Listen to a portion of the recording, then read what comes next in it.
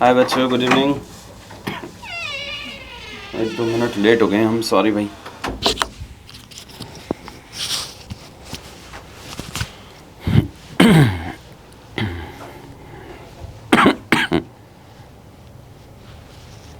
अरे क्या शुरू हो गया है? हमारा नेता कैसा हो, यादव सर जैसा। क्या हो गया भाई? सब ठीक ठाक?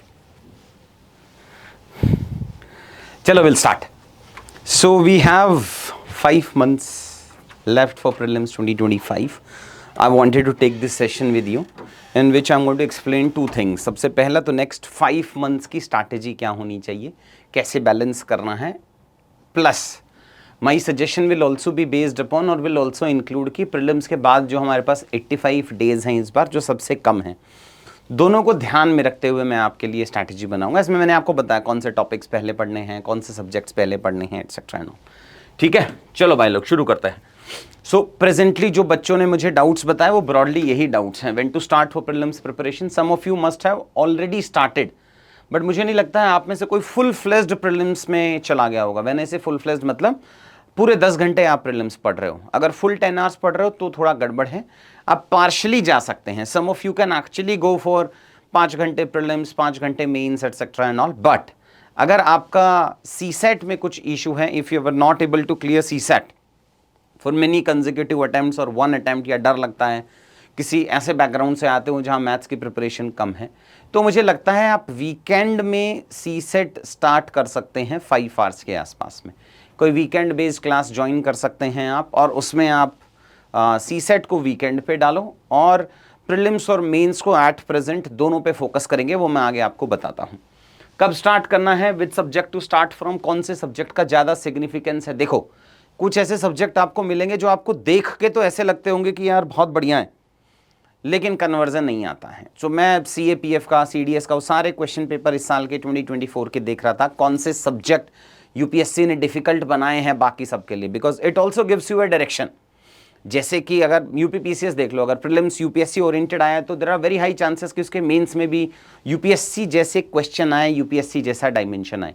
सो we can actually learn a lot of things from UPSC ही, जो बाकी एग्जाम्स कंडक्ट कराता है, उनके क्वेश्चंस में क्या चेंज आया है, क्या फर्क आया है, वहां से अपन निकाल सकते हैं।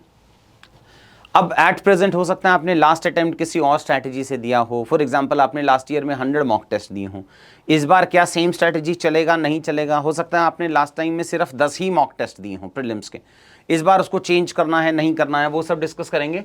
कितने टेस्ट देने हैं, कौन सी टेस्ट सीरीज अच्छी हैं, कौन सी टेस्ट सीरीज खराब हैं, और सी सेट को कैसे टैकल करना है, यही 5-6 डायमेंशन अपन आज इस सेशन में डिस्कस करेंगे। At the end of the session I will take your doubts. So सबसे पहले तो this is a common saying कि भाई साहब जितना जल्दी शुरू करो वही बढ़िया है एंड ऑल करके। प्रीलिम्स वाला स्पेसिफिक बिकॉज 6-6.5 लाख के आसपास में बच्चा एग्जाम लिखेगा, उसमें से 12,500-13,000 15,000 लगा लो मैक्सिमम वो सेलेक्ट होने वाला है। So prelims is a big hurdle which I totally understand, but there are some good things about prelims as well.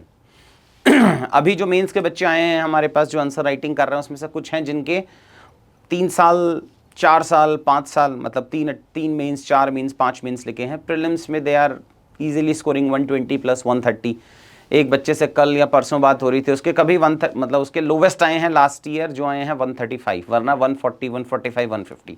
तो इसका मतलब ये सिर्फ नॉलेज के बेस पे नहीं आ सकता है, इसमें भी कुछ स्ट्रैटेजी बैठाएंगे अपन कि कैसे स्ट्रैटेजी के बेसिस पे, लिमिटेड नॉलेज के बेसिस पे हम प्रीलिम्स को मास्टर कर सकते हैं। Same is the case with mains, as we have seen that there are multiple toppers who cleared this exam in the very first attempt.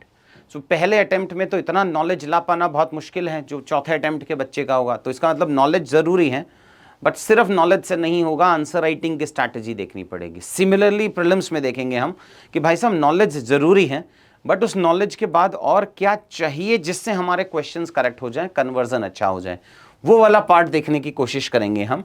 But anyways the objective of the slide is we can not afford to waste the time, कि अपन ना मतलब fixed ही नहीं कर पा रहे हैं अगला 1 महीने का।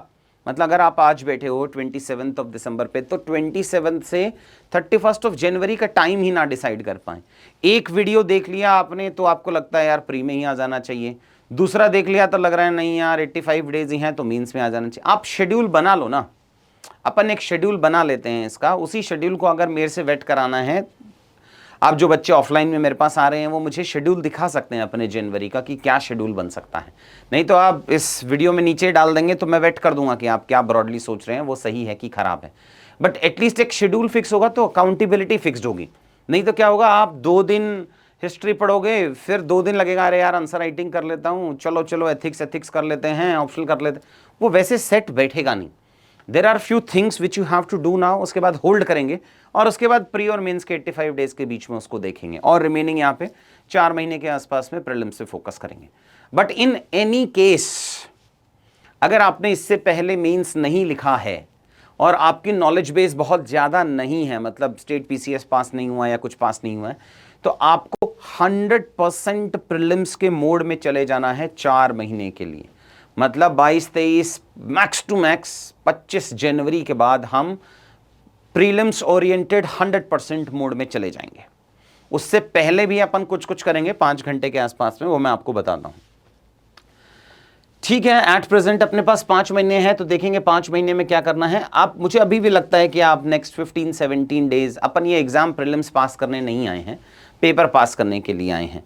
सो मुझे लगता है कि आप नेक्स्ट 15 दिन 20 दिन तो एटलीस्ट आप मेंस और प्री दोनों को बैलेंस लेके चलेंगे। मतलब कि अपन 5-1 घंटा प्री का पढ़ेंगे और 5-1 घंटा मेंस का पढ़ेंगे। आप 5 आवर्स मेंस में कुछ भी पढ़ लो जो आपका मन है, but don't skip mains as of now. जितने यूट्यूब के वीडियो देखोगे, स्ट्रैटेजी के वीडियो देखोगे, वो सब आपको प्री ओरिएंटेशन मिले जाएंगे। ये सब शॉर्ट टर्म है।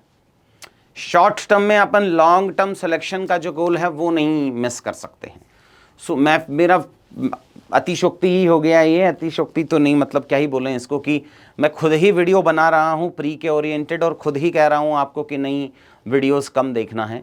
बट वो कम देखना है, मतलब वो बहुत ज़रूरी है, वरना जितने आप स्ट्रैटेजी वीडियो देखेंगे और वो टिप मिल गई ना एंशिएंट हिस्ट्री की, उसको इस बार इंप्लीमेंट करा लेंगे अपन, तो आपके माइंड में वही चलता चला जाएगा। तो इसलिए ट्राई टू यूज़, मतलब अभी वो समय नहीं आया है जब वो स्ट्रैटेजी वीडियोस आपके काम के होंगे। So let's wait for 15-20 more days and then you can watch. फिर देखना, ठीक है पीवाईक्यू का एनालिसिस 6 घंटे में, 8 घंटे में, फिर वो सब आप कर सकते हो। बट अभी मुझे नहीं लगता आपको वो ज़रूरत होगी। And then as I told you 15 तक आप प्री मेंस दोनों पे फोकस करेंगे और 16 नहीं तो 20 नहीं तो 25, बस 25 जनवरी is the last from my side. उसके बाद आप मेंस पे फोकस नहीं कर सकते हैं। Then you 100%। तो क्या करो, आप 2 पेपर पकड़ लो, तब तक कोई भी 2 पेपर पकड़ लो। अगर क्यूपी के बच्चे हो तो कोई भी 5-10 थीम पकड़ लो कि ये थीम रिवाइज कर लेता हूं मैं। आप आंसर नहीं लिख रहे हैं कोई बात नहीं, बट एटलीस्ट थीम रिवाइज कर सकते हो आप तब तक। ठीक है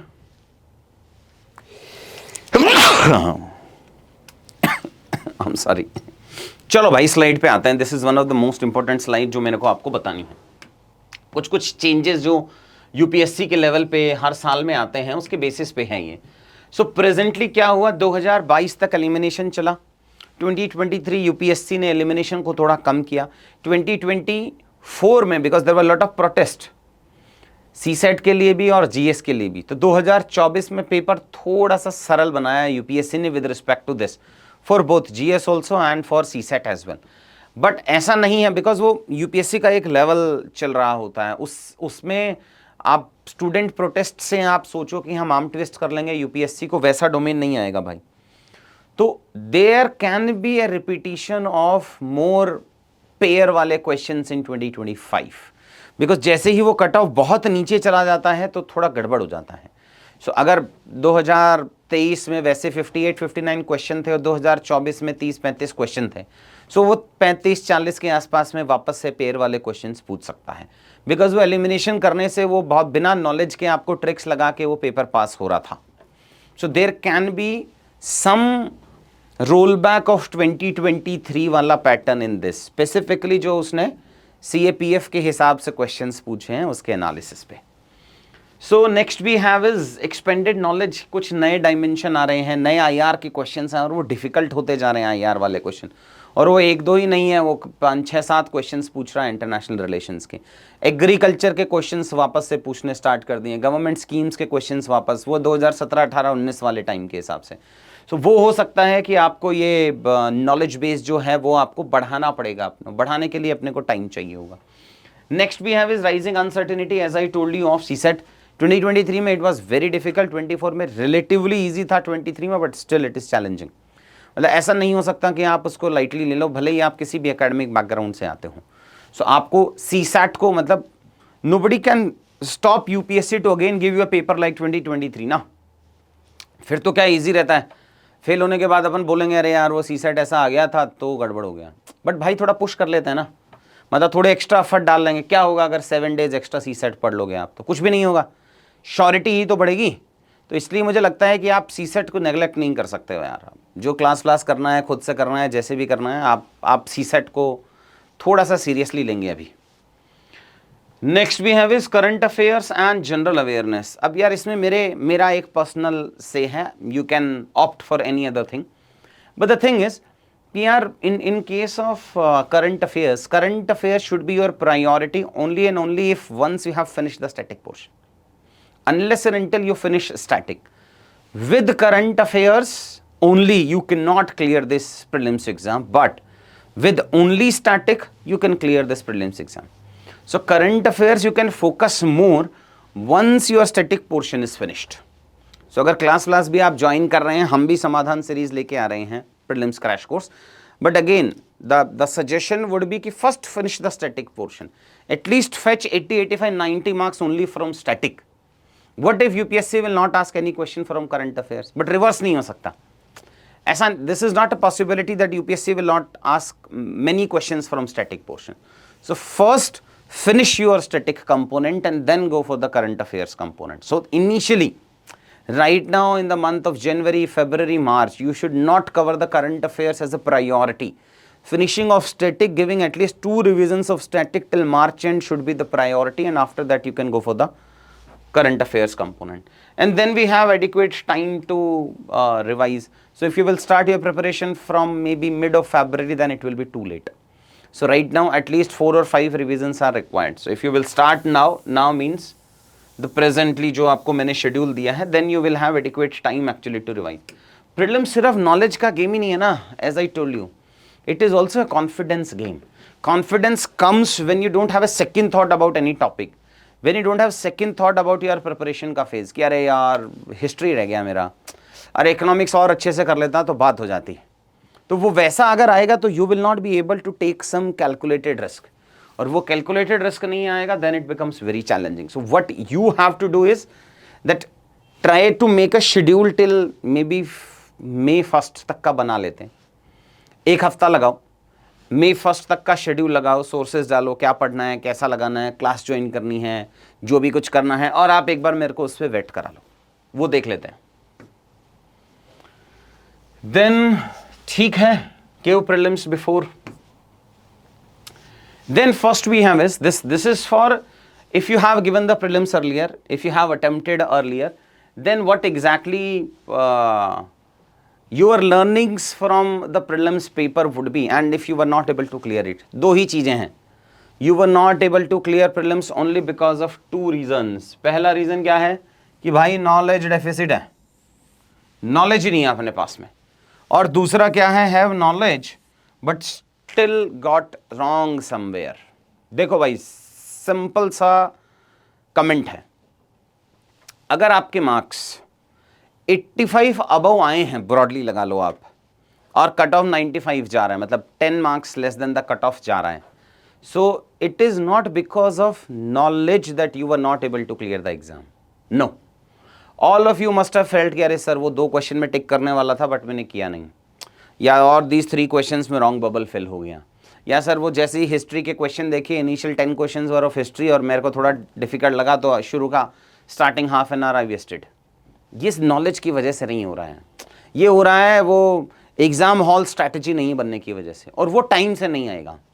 मतलब even if you will start from today और you would have started in the month of October 2024, तब भी नहीं आता हूँ, तो उसकी तो प्रैक्टिस अलग है. डोंट मर्ज दीज 2 थिंग्स कि मेरा प्री 3 बार से पास नहीं हो रहा है तो मेरे को 6 महीने देना ही पड़ेगा. 3 बार से what is the gap, what is the cut, how much you are able to score. If you are not able to clear prelims exam with a gap of 5 marks or max 10 marks, then it is not the knowledge deficiency on which you have to focus more. It is on the second part that you have to focus more. It is this, वो exam hall strategy, उतने offline में test देने, वो anxiety, उन पे काम कर रहे हैं अपने को. ये नॉलेज डेफिसिट तो आप क्या कर रहे हो ना कि प्रॉब्लम कुछ और है, सोल्यूशन कुछ और दे रहे हो। आपने 3 प्री दिए हैं, 2 प्री दिए हैं, 4 प्रीलिम्स दिए हैं, बट प्रॉब्लम क्या है कि आपने वो 4 प्रीलिम्स दिए हैं, आप बॉर्डर लाइन पे पास फेल हो रहे हो, और आपको लग रहा है कि अरे नहीं यार 4 बार से प्री नहीं हुआ है, 5th अटेम्प्ट आ गया है और अब तो मुझे 6 महीना देना पड़ेगा, 5 महीना देना पड़ेगा। No, you are giving a wrong treatment to some different disease. वैसा नहीं चलेगा, आपको इसके लिए अलग सोल्यूशन बनाना पड़ेगा अपने को, और इसके लिए अलग सोल्यूशन बनाना पड़ेगा अपने को, और वो हम नॉर्मल इंस्टीट्यूट हम जैसों के मॉक टेस्ट दे के आपको वो नहीं पता चलेगा, बिकॉज वो PYQ से ही समझ में आएगा कि अच्छा ठीक है, अगर इतने मार्क्स आ रहे हैं तो this is the solution. Knowledge इसका अलग सोल्यूशन है तो सिंपल है भाई, ये तो मैं अभी बताऊंगा ही। इसका अलग सोल्यूशन है जो हम बताएंगे, जिसपे इंडिविजुअली कस्टमाइज्ड वे में अपने को काम करना पड़ेगा। नॉलेज डेफिसिट, रीड मोर, क्या पढ़ेंगे ये बना लो। देखो again interview for example, let me give you a wider perspective. In case of interview, even in 2, 3, 4 questions you say no, and still the candidate get more than 200 marks or 190 marks. आपने cases देखे होंगे ऐसे, क्यों? Because वहां पे वो जो coverage है that is too wide and normal aspirant can not cover all the dimensions and all. इस वजह से जितना आता है उतना ही कर सकता है। Let's go back to the mains component. In mains also you have seen Mridul Shivhare, classic example. He was not able to attempt science and tech, पसंद नहीं था उसको, न प्री में किया ना मेंस में किया, तब भी यंगेस्ट IAS बना वो। क्योंकि मेंस में 20 क्वेश्चंस आते हैं, you have the option to skip 1 और 2 क्वेश्चंस अगर आप उससे कंफर्टेबल नहीं हो। टॉपर की अलग अलग स्ट्रैटेजी है। मेरे को ये समझ नहीं आता प्रीलिम्स में हम ये रिवर्स में क्यों चले जाते हैं कि आई विल कवर एवरीथिंग। ऐसा चलेगा नहीं ना यार। You have to prioritize in prelims कि मैं इकोनॉमिक्स को, मैं पॉलिटी को, मैं ज्योग्राफी, जिसका भी सबसे ज़्यादा वेटेज है फॉर एग्जांपल, उसको मैं सबसे वाइडेस्ट तरीके से पढ़ लूंगा, ताकि उसमें से अगर क्वेश्चंस आएंगे तो मेरा मैक्सिमम कन्वर्जन रेशियो आ जाए। इको मैं खुद ही पढ़ाऊंगा यहाँ पे, तो इको मॉड्यूल भी होगा तो वो अपन यहाँ से कर लेंगे। इंडियन पॉलिटी और हिस्ट्री या ज्योग्राफी, जो भी आपका कंफर्टेबल हो। Some of you are comfortable with history, some of you are comfortable with geography. So geography, polity, economics या इकोनॉमिक्स, पॉलिटी और हिस्ट्री मिला के 50% क्वेश्चन आते हैं। इसको प्रायोरिटी बनाते हैं। फिर कुछ लो हैंगिंग फ्रूट होंगे। ये तो हो गया इंटर डिसिप्लिन प्रायोरिटी। फिर इंट्रा डिसिप्लिन होगा कि यार साइंस एंड टेक में ना बायोटेक के क्वेश्चन आते हैं, वो बढ़िया, वो कर लेंगे अपन, वो देख सकते हैं अपन। So we need to prioritise the subjects and don't read for full 200 marks. पूरे 200 मार्क्स का जो सिलेबस है वो नहीं पढ़ेंगे अपन, 160 170 का ही पढ़ेंगे। 1 या 2 या 3 सब कंपोनेंट्स आपको स्किप करके जाने ही पड़ेंगे। It is a qualifying exam. समझो क्वालिफाइंग क्यों बनाया है इसको। सो इसलिए हम सारा सब्जेक्ट नहीं पढ़ के जाने वाले हैं कि मैंने भैया आर्ट एंड कल्चर भी पढ़ा है, मैंने ये भी पढ़ा है, वो चलेगा नहीं। That is a wrong thinking process. So you need to prioritise the subject. वो सब्जेक्ट प्रायोरिटाइज कर लिया अपन ने, उस हिसाब से हम वेटेज लगाएं। और subject priority is just like inflation. Simple सी बात है यार। देखो WPI पढ़ा है, CPI पढ़ा है। अब CPI में फूड का वेटेज अलग है, WPI में फूड का वेटेज अलग है। क्यों अलग है? वेटेज कैसे डिसाइड होता है? हाउस होल्ड के एक्सपेंडिचर के बेसिस पे वेटेज डिसाइड होता है। तो जितना हाउस होल्ड एक्सपेंडिचर करेगा उस आइटम का उतना वेटेज, वहीं से महंगाई डिसाइड करेंगे, वहीं से इन्फ्लेशन डिसाइड करेंगे। Same is with UPSC। Average निकाल लेते हैं कि भाई साहब इको से पिछले 10 साल में कितने क्वेश्चन आए हैं, पॉलिटी से कितने आए हैं, हिस्ट्री से कितने आए हैं, ज्योग्राफी से कितने आए हैं, एटसेट्रा। 2 3 4 ये तो फिक्स्ड ही रख लो, अच्छा कन्वर्जन बन जाता है, ठीक ठाक सी कमांड है। तो इन वाले पार्ट्स के लिए तो अपन फिक्स रख लेते हैं, बचे हुए में प्रायोरिटी से कर लेंगे। But at least first make certain subjects as your strength. मेरे हिसाब से ये 2-3 बन सकते हैं अपने स्ट्रेंथ, बाकी इंडिविजुअल टू इंडिविजुअल वेरी करेगा। बट ये CSAT मत स्किप कर देना यार, है ना, ये बहुत जरूरी है। देन अब सेकंड प्रॉब्लम है तो फिर ये है एंजाइटी है, पैनिक है। नॉलेज ही नॉलेज भर के बैठा है बच्चा, लेकिन एंजाइटी है, फिर पैनिक है। वो तो पढ़ने से नहीं आएगा, उसका सॉल्यूशन कुछ और निकालेंगे अपन। ओवर कॉन्फिडेंस भी हो जाता है, स्पेसिफिकली CSAT में हो जाता है। और ये IIT वाईटी बच्चों को थोड़ा ज़्यादा हो जाता है, मैथ्स ऑप्शनल ज़्यादा, फिजिक्स ऑप्शनल, कि कर ही लेंगे, ऐसा होता नहीं है भाई, है ना। और स्ट्रैटेजी लास्ट मोमेंट पे चेंज कर दिया कि सब सही जा रहा था, फिर सोचा चलो हो तो रहा नहीं है, आखिरी में 10 क्वेश्चन 15 क्वेश्चन बिना देखे भर दिए। या शुरू में सोचा था सब्जेक्ट स्पेसिफिक में जाएंगे, वहाँ जाके क्वेश्चन नंबर 1 से शुरू कर दिया। वो स्ट्रैटेजी चेंज नहीं हो सकती है। तो इन सारे चीज़ों पे मैं काम कराऊंगा आपको इस पे, ठीक है। ये एंजाइटी और पैनिक क्या है, 2 तरीके से सॉल्व हो सकता है। एक, जो आपके एक्स्ट्रा सेशंस होंगे उन एक्स्ट्रा सेशंस में उन बच्चों के साथ, उन टॉपर्स के साथ सेशन कराते हैं जिन्होंने 2 सिलेक्शन लिए हैं यूपीएससी से, 2 3 4 इंटरव्यूज़ दिए हैं यूपीएससी में। एक हैंड होल्डिंग होना चाहिए कि जब, अब ये हर दिन तो पैनिक का इशू आता नहीं है, कुछ दिन तो अपन हाई कॉन्फिडेंस में चलते हैं, फिर हफ्ते के एंड में कुछ करते हैं तो गड़बड़ जाता है। So we would have a mentorship, एक व्हाट्सएप ग्रुप बनाएंगे, हर 25-30 बच्चे पे एक ठीक ठाक सा मेंटर असाइन होना चाहिए। और वो मेंटर ऐसा नहीं कि गुड कंक्लूजन वो वाला पार्ट चल जाएगा, एक थोड़ा क्रेडिबल सा बच्चा होना चाहिए। फर्स्ट अटेम्प्ट वाले के लिए क्या है, उस तुम्हारी कहानी अलग है भाई। देखो 10% मोटा मोटी 8 है बट 10 लगा लेते हैं, अब थोड़ा बढ़ रहा है। वो 10% बच्चे हैं जो नेक्स्ट ईयर यूपीएससी पास करेंगे 2025, जिनका पहला अटेम्प्ट होगा। ये यूपीएससी की रिपोर्ट देता है। So first and foremost ingredient to your success is have to achieve the inner motivation. ये बीच में ऊपर नीचे नहीं चलेगा कि अरे यार मेरा कंपटीशन तो 5th अटेम्प्ट वाले के साथ है, इन भैया ने तो 3 मेंस दे रखे हैं, 2 मेंस दे रखे हैं, उसके साथ में कैसा चलेंगे, वो नहीं चलेगा। So first you should know कि there are cases of people like Simi Karan who clear this exam in the very first attempt just on the year of graduation.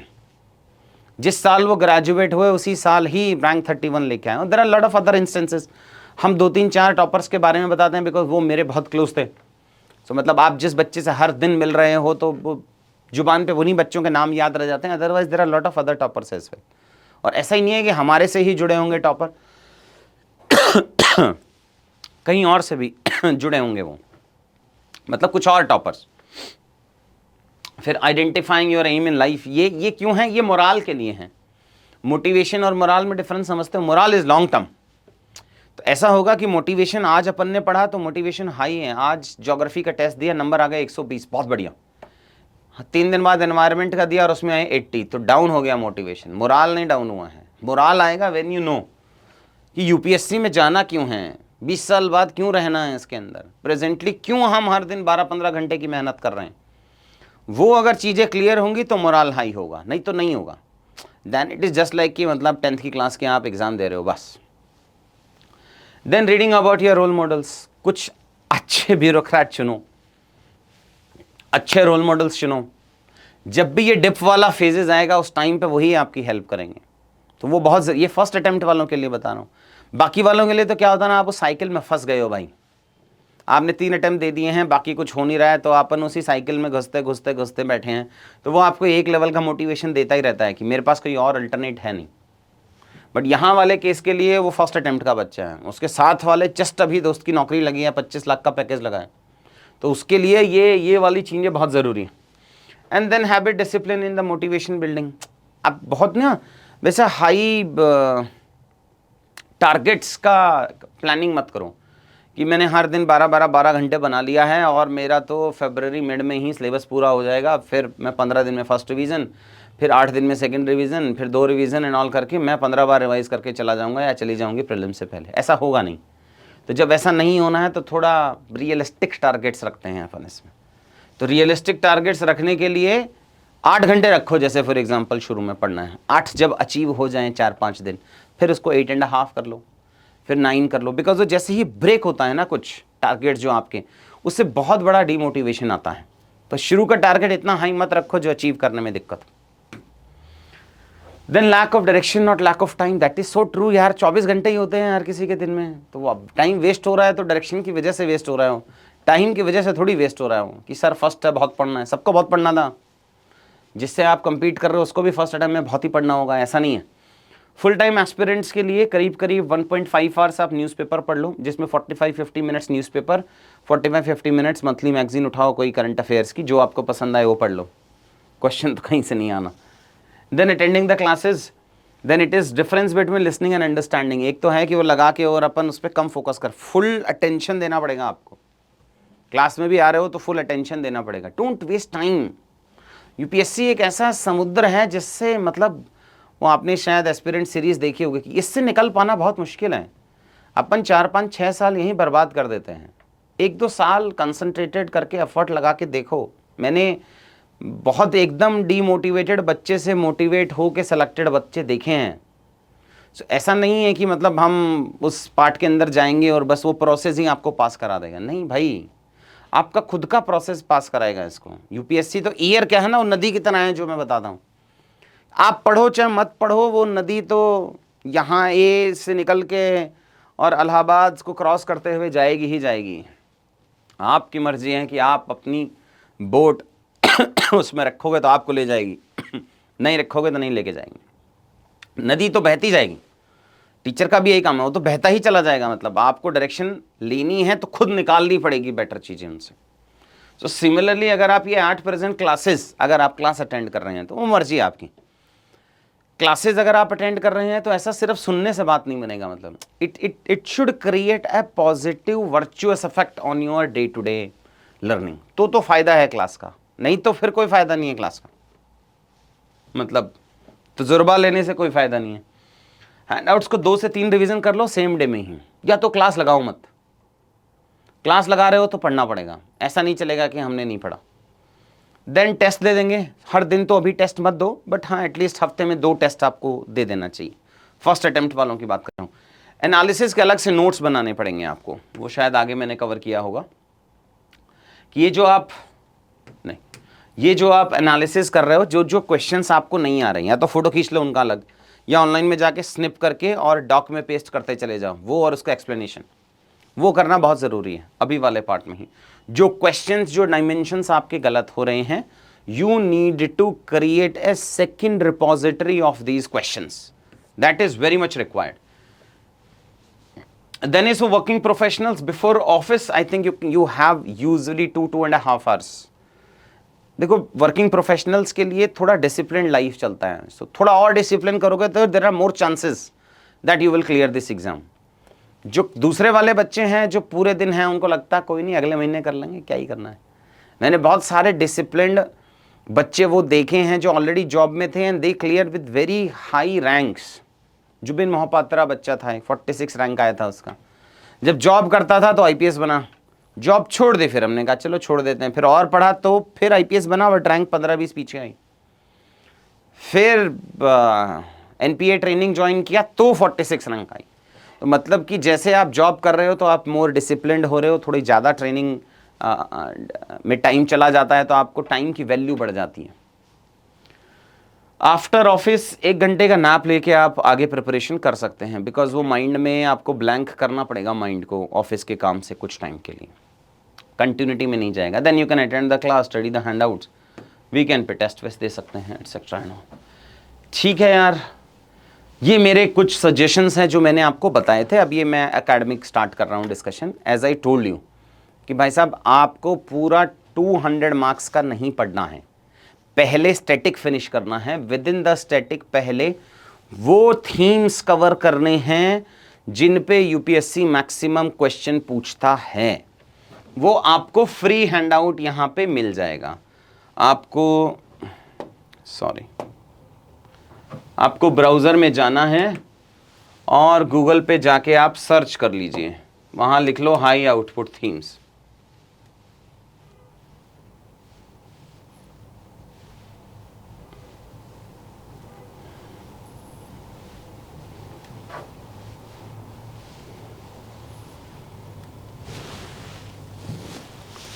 गलत लिख दिया, ये आ ही रहा है, high output theme, subject name दिया है सब। यहाँ जाके सर्च कर लो भाई।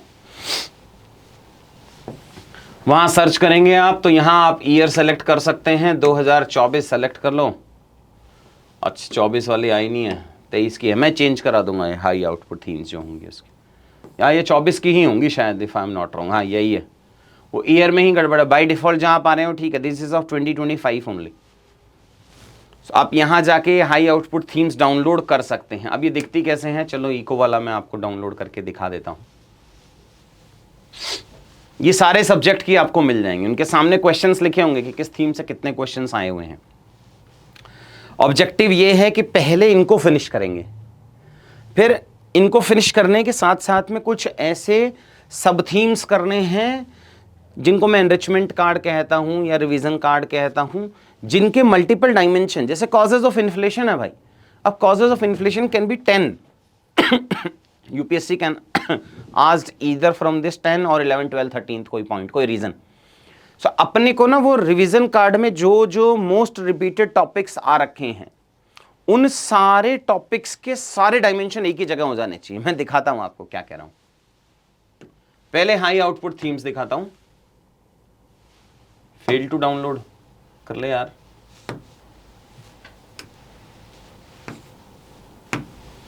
फिर देख लेते हैं।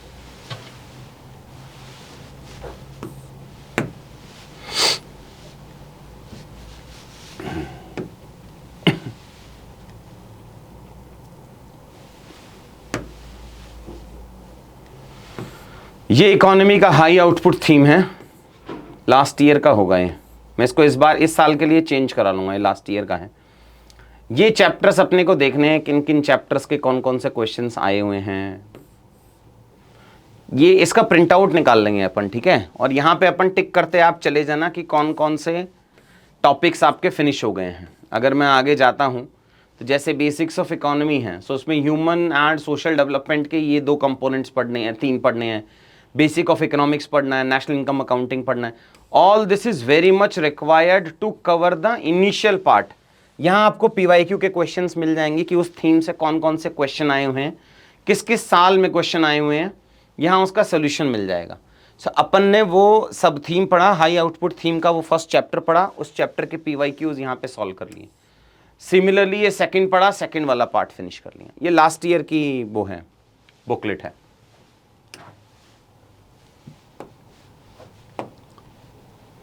फिर आते हैं अपन नेक्स्ट।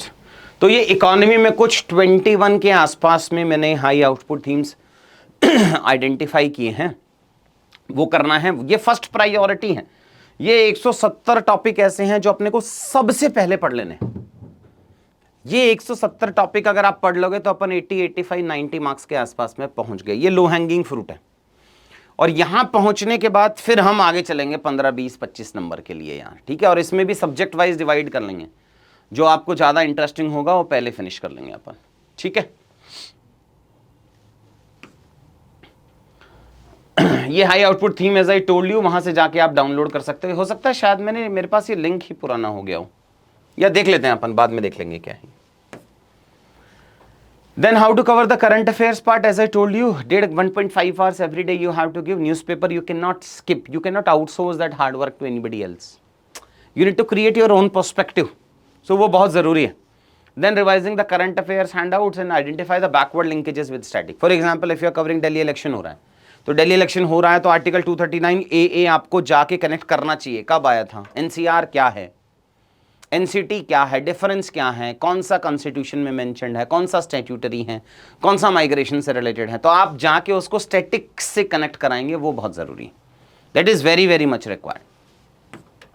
इसीलिए ग्रुप बन जाएगा तो बहुत बढ़िया। मेंस में हमने एक ये इनिशिएटिव शुरू कर रखा है ऑलरेडी, कोशिश करेंगे उसको प्रीलिम्स में भी लेके आने का, कि 5 या 6 बच्चों का एक ग्रुप होगा जिसमें अलग अलग बच्चे का अलग अलग स्ट्रेंथ एरियाज होगा और आपस में बैठेंगे और एफर्ट्स डालेंगे। मेंस में हमने इसको ब्यूटीफुली रन किया है इस बार, बहुत बढ़िया एकदम। वो जो टारगेट 500 के बच्चे हैं वो हैं तो खुद ही मेहनती। मेरा काम जो होता है वो उनको कनेक्ट कराना आपस में, एक रेगुलेशन रखना कि हाँ हर बच्चे को इक्वल वेटेज मिल रहा हो, इनपुट मिल रहा हो एंड ऑल करके। तो इसलिए वो कुछ बच्चों का हर वीक में नाम लिख दिया है हमने कि अगर मान लो 30 बच्चे हैं ग्रुप में, किसी एक ग्रुप में, तो ये 5 बच्चों या 6 बच्चों की कॉपी मंडे को चेक होनी है, तो बाकी सबका काम होता है उनको फीडबैक देना। ट्यूसडे को इनका होना है तो फिर वो पहले वाले भी देंगे, बाकी सब भी देंगे। बिकॉज वो जब तक खुद से बच्चों के आपस में वो रेजोनेंस फ्रीक्वेंसी नहीं बनेगी ना, तब तक नहीं बनेगी बात। एनीवेज, नेक्स्ट आया कि हैंडआउट के क्या फ़ायदे हैं। सो हैंडआउट्स में रिड्यूस योर एफर्ट्स। एक सेकंड, मेरी आवाज़ आ रही है आपको? मुझे कुछ तो स्क्रीन नहीं दिख रहा है। ठीक है भाई। नेक्स्ट आता है how many revisions are required. अब कितने रिवीजन चाहिए अपने को? मेरे हिसाब से 4 से 5 रिवीजन आपको प्रीलिम्स के करने पड़ेंगे। And more doubts if you have, you can ask me later on, है ना, लास्ट में पूछ लीजिएगा आप, then I will cover all your doubts. ठीक। Try to restrict your reading material as less as possible. देखो यार, फिर तो अनलिमिटेड है, there are lot of shops of institutes. आप जिसका कंटेंट पढ़ोगे वो अपने आप को बेस्ट ही बताने वाला है। जहां से आप पढ़ोगे वो बोलेगा दिस इज बेस्ट।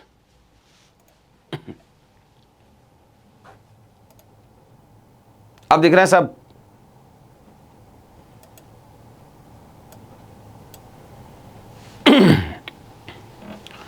ठीक है।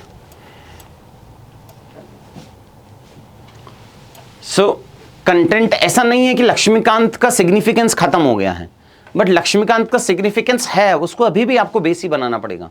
बट क्या सिर्फ लक्ष्मीकांत इनफ होगा क्या? नहीं, वो सिर्फ इनफ नहीं होगा, बट बेस वही होगा।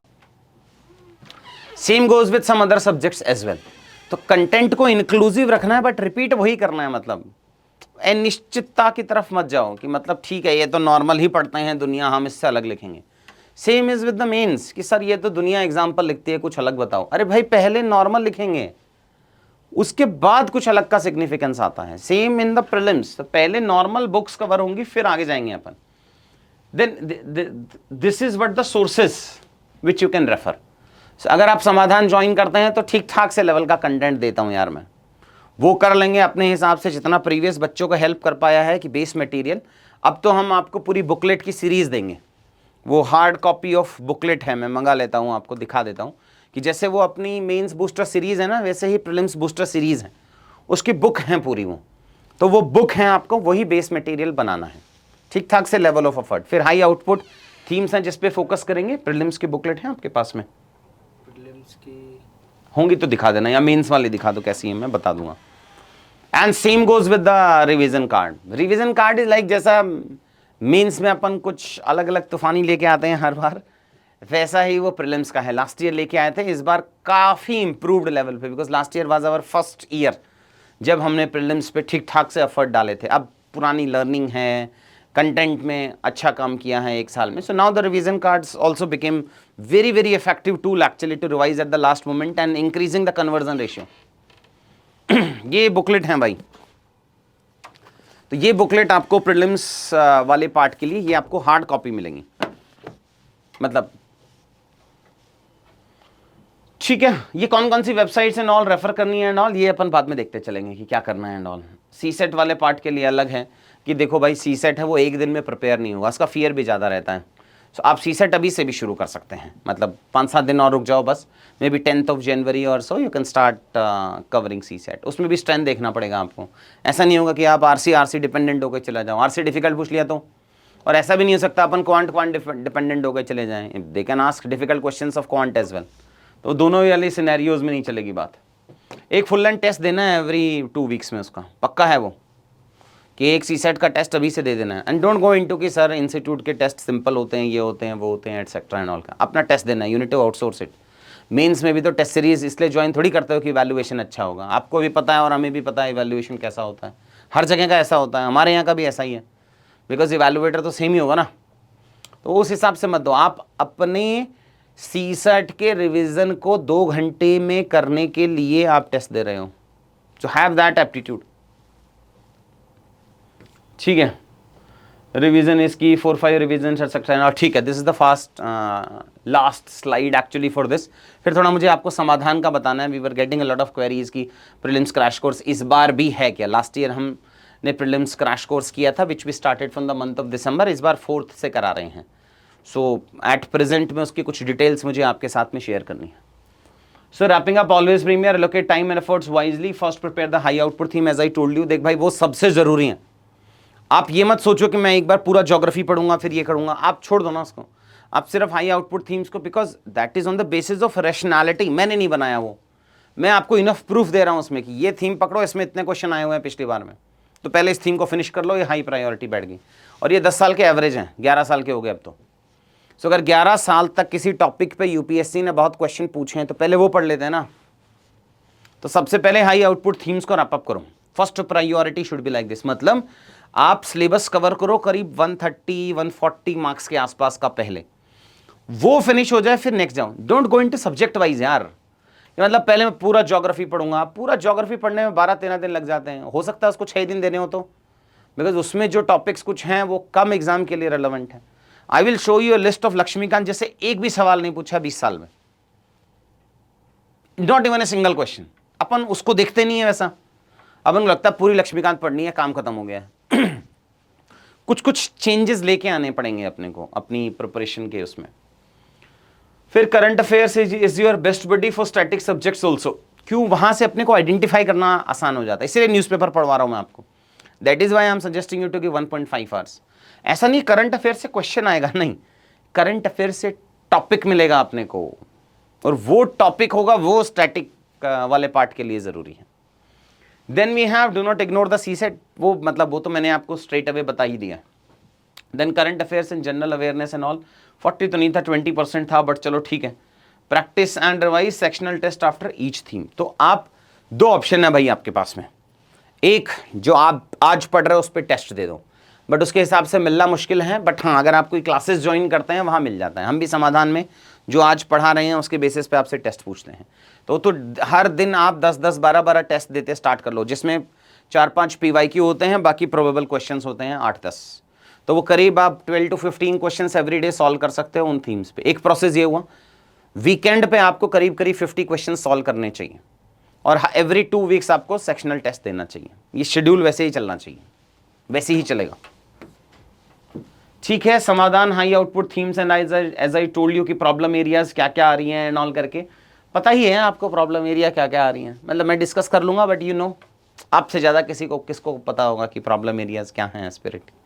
हम तो फिर भी आउटर पर्सपेक्टिव में देखते हैं, आपके लिए तो वो रियल प्रॉब्लम्स हैं जो आप सहन कर रहे हैं। Anyways, vast syllabus to cover है, PYQ का ट्रेंड एनालिसिस समझ नहीं आता। जैसे आप मेंस में घुसते हैं तो अपने को समझ नहीं आता, प्री में घुसते हैं तो समझ नहीं आता ये टॉपिक क्यों पढ़ना है, क्यों नहीं पढ़ना है, कितना वेटेज है, स्किप करेंगे तो कितना लॉस होगा, अच्छे से कवर करूँगा तो कितना फ़ायदा होगा। तो वो सारी चीज़ें जो हैं वो एनालिसिस हर टॉपिक का, हर थीम का पहले पता होना चाहिए। जैसे जब मैं मेंस में QEP पढ़ाता हूँ तो वहाँ पहले उस थीम के PYQ बताता हूँ ना, वैसे ही हम प्रीलिम्स में जब पढ़ाते हैं तो पहले उस थीम का सिग्निफिकेंस पढ़ाते हैं। कितने क्वेश्चन UPSC ने पूछे हैं, कब पूछे थे, एट प्रेजेंट में कौन कौन से सब थीम्स इसमें बहुत ज़रूरी चल रहे हैं, किससे ज़्यादा क्वेश्चन आ सकते हैं। ठीक ठाक से लेवल का एफर्ट डाल के, अभी मेरे ही क्लासेस से स्टार्ट हो रहा है, इकोनॉमिक्स की क्लासेस हैं। इकोनॉमिक्स का आप अलग से मॉड्यूल भी ले सकते हैं, समाधान का भी पार्ट है वो, आप अलग से मॉड्यूल भी ले सकते हैं। ठीक एफर्ट डाला है उस पर हमने। देन वी हैव रिवीजन के टाइम पे दिक्कत आती है, डिफ़िकल्ट टू रिवाइज, तो इसीलिए हमने रिवीजन कार्ड बना लिए। रिवीजन कार्ड दिखाऊं मैं आपको, आप वैसे अगर रिवीजन कार्ड मैं देखूं अगर वेबसाइट पे है क्या, मुझे भी नहीं पता। फ्री सोर्सेज में हाई आउटपुट थीम्स तो हैं, क्योंकि वो पब्लिक डोमेन में है नहीं शायद रिवीजन कार्ड। ये है तो सही प्रीलिम्स का, कुछ हैं, मतलब ये टॉपिक पिछले बार वाले हैं, ये वहीं से अपन देख सकते हैं कि रिवीजन कार्ड क्या क्या है। मैं आपको eco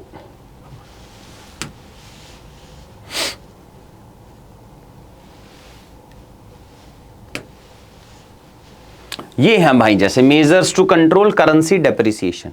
so there are some causes of currency depreciation and currency appreciation, and there are some measures which the government needs to take. ये क्या करोगे तो करेंसी डेप्रिशिएट होगी या नहीं होगी। सो इसका मैंने पहले ही एक आपको रिवीजन कार्ड बना दिया कि भाई ये मेजर्स हैं, लेता कौन है RBI, इफेक्ट या फॉरेन करेंसी रुपी पे किस पे पड़ेगा और उसका इंपैक्ट क्या आएगा। तो ऐसे करके हमने बहुत सारे रिवीजन कार्ड्स एंड ऑल बना रखे हैं, कुछ मैं इस वीडियो के डिस्क्रिप्शन में डाल दूंगा, इको के हाफ पार्ट के, वो आप वहां से डाउनलोड करके समझना उसको, समझो उसको कि प्री में भी वो आप समझो ना कि जो बच्चा हर बार 130 140 ला रहा है वो सिर्फ नॉलेज बेस पे नहीं ला रहा है, कुछ एरियाज को अच्छे से स्ट्रेंथन कर लिया, बाकी सब में पैसिव नॉलेज से ला रहा है।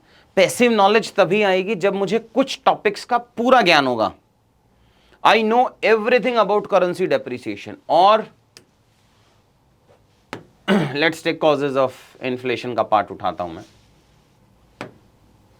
You know everything about causes of inflation, कि भाई कौन सा पैरामीटर है, इनकम बढ़ाओगे तो क्या होगा, मनी सप्लाई बढ़ाओगे तो क्या होगा, इंटरेस्ट रेट बढ़ाओगे तो क्या होगा, क्या वो डिमांड साइड इन्फ्लेशन का कॉज होगा कि वो सप्लाई साइड इन्फ्लेशन का कॉज होगा, और उसके कुछ कमेंट्स क्या हैं। जब इस तरीके का हम एक लेवल की नॉलेज कर लेंगे तो आप समझ लो कि we will have substantial knowledge on certain sections. वो उस क्वेश्चंस में तो हेल्प करेगा ही करेगा, प्लस बाकी जो रिलेटेड क्वेश्चंस आते हैं उसमें अपन कैलकुलेटेड रिस्क ले पाएंगे, नहीं तो अपन कैलकुलेटेड रिस्क ही नहीं ले पाएंगे।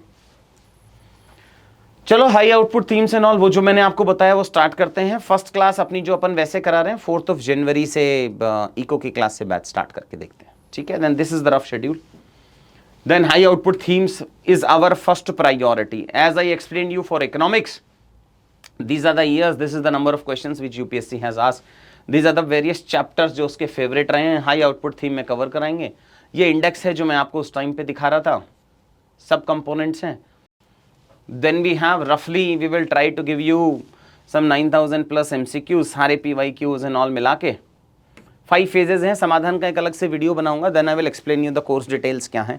आज का मेरा ऑब्जेक्टिव आपको ये कोर्स समझाने का नहीं था, बट आज का मेरा था कि नेक्स्ट 5 ईयर्स को आपको यूज़ कैसे करना है. सो वो ऑब्जेक्टिव है. ब्रॉडली मैंने आपको बता दिया है.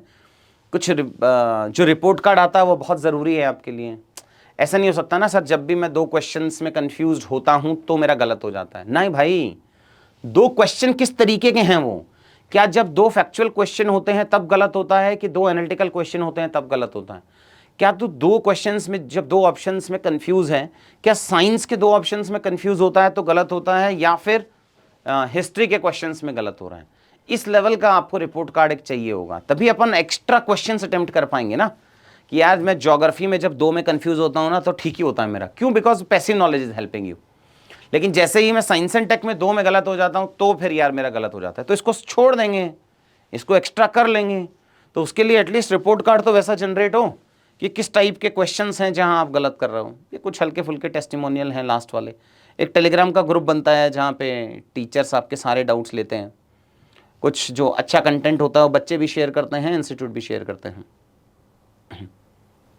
ठीक है, कुछ टॉपर्स लेके आएंगे. As I told you, they will become your actual mentor, जिनके साथ आपकी हर हफ्ते कॉल होगी. ये प्रीलिम्स का एग्जाम सिर्फ नॉलेज का नहीं है. नॉलेज तो पहले भी थी आपको, अब भी थी आपको. जो मैंने बताया ना, सेकंड पार्ट जो है नॉलेज डेफिसिट के अलावा जो दूसरा पार्ट था, वो बहुत बड़ा प्रॉब्लम है. तो वो कुछ और वो तभी सॉल्व होगा जब डेडिकेटेड मेंटर होंगे, उनकी कुछ अकाउंटेबिलिटी होगी. वो ऐसे नहीं हो सकता है कि हाँ ठीक है mentorship. Now mentorship becomes such A salesman kind of thing. कुछ भी उठाओ और बोल दो हाँ मेंटरशिप, और बच्चा भी ढूंढता है ऐसा ही आता है मेंटरशिप कि सर मेंटरशिप होगा या नहीं होगा. There has to be an accountability mechanism for it. ऐसा नहीं हो सकता ना कि मैं अभी ज्योग्राफी पढ़ रहा हूँ और 6 दिन बाद ही मेरे को मेंटर की कॉल हो सकती है. There has to be regular phenomena उस पार्ट में. So anyways, as I told you कि सर्विस से रिलेटेड प्रॉब्लम्स तो दी आई सब में बहुत ही कम लाने की कोशिश कर रहे हैं हम. मेरी खुद की कोशिश रहती है as the head of the organisation कि हम मिनिमम सर्विस रिलेटेड इश्यूज बच्चे को फेस करने पड़े. टेक्नोलॉजी रिलेटेड हो सकता है कुछ हो, बट सर्विस रिलेटेड नहीं. Accessibility of teacher should not be कि मतलब बच्चा अगर पैसा दे रहा है तो टीचर का ही एक्सेस ना हो, वो गड़बड़ है. तो इसीलिए सबसे पहले ही हम एक चैनल बनाते हैं टेलीग्राम का, जिसमें आपको 1 वे कम्युनिकेशन होता है क्लासेस का एंड ऑल एक्स्ट्रा कंटेंट का. दूसरा ग्रुप बनाते हैं. ग्रुप में टीचर होता है और बच्चे होते हैं, एडमिन के लोग होते हैं. तो वो वहाँ वाले पार्ट के लिए जो है वो बहुत ज़रूरी है. एटलीस्ट आपको कुछ डाउट है, टीचर सुने तो यार आपकी बात. ऐसा थोड़ी होगा कि मतलब आपको डाउट है और टीचर सुनेगा भी नहीं आपकी बात. एनीवेज, मैं रिवीजन कार्ड कुछ आपको इस वीडियो के डिस्क्रिप्शन में डलवाऊंगा, जरूर देख लेना यार. That is very very important. ये जो रिवीजन कार्ड के कंपोनेंट्स में आपको पढ़ा रहा था, इनकी 1-2 क्लासेस भी कराता हूँ. लास्ट ईयर वाला यूट्यूब पे होंगे, आप जाके एक बार देखना उनको. नई क्लासेस तो जब आएंगे, बट हाँ आप जाके यहाँ देख लेना. 2-3-4 तारीख जनवरी से मैं शुरू कराऊंगा कुछ सेशंस का. ठीक है, 5 phase. As I told you कि ये समाधान जो कोर्स है हमारा, उसकी जो डिटेल्स हैं वो मैं बाद में लेके आऊँगा, इन डिटेल की क्या क्या होने वाली हैं. बट हाँ, उस रिलेटेड एक प्रीलिम्स सीसेट समाधान का कोर्स है जिसमें बोथ क्वांट है, रीजनिंग है और रीडिंग कॉम्प्रिहेंशन है. शतक है और शतक के साथ मेंटरशिप है. मेंटरशिप में as I told you that there will be not only selected candidates along with me, but there will be candidates who gave multiple attempts, who got multiple selections in UPSC.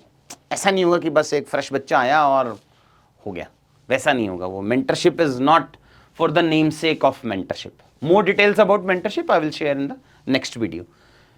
Prelims GS समाधान का course है जिसमें ये जो मैं आपको समझा रहा था, वीडियो कोर्सेज हैं, हाई आउटपुट थीम्स हैं, etcetera and all. Regular everyday के टेस्ट हैं, वीकेंड के टेस्ट हैं, वो component. And then we have prelim Samadhan mentorship and prelim Samadhan का वीडियो एंड मेंटरशिप. ये डायरेक्टली मेरे ही अंडर में रहेगा इस पार्ट के लिए. तो इसमें लिमिटेड ही बच्चे रहेंगे. अपन शायद इसमें 150 ही एडमिशन्स लेने